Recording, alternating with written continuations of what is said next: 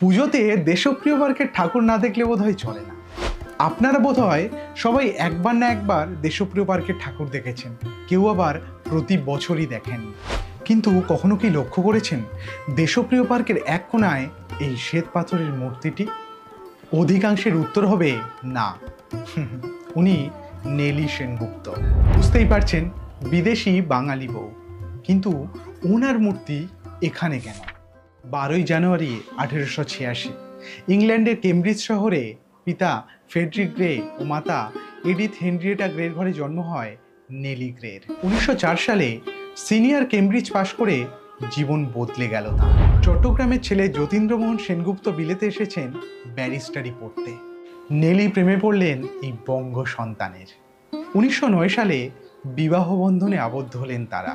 Nelly grey হয়ে উঠলেন নেলি সেনগুপ্ত। বিয়ের পর স্বামীর সাথে চলে এলেন ভারতবর্ষে। এই দেশ এখন তার নিজের দেশ, তাই এখানে এসেই ঝাঁপিয়ে পড়লেন স্বাধীনতার কাজে। 1910 সালে কলকাতায় কংগ্রেস রাজনীতিতে যোগ দেন নেলি সেনগুপ্ত।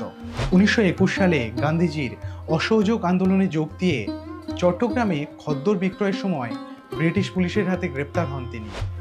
1930 সালে দ্বিতীয় অসহযোগ আন্দোলনের সময় স্বামী যতীন্দ্রমোহনের সাথে দিল্লি, অমৃতসর প্রভৃতি জায়গায় কাজ করেন।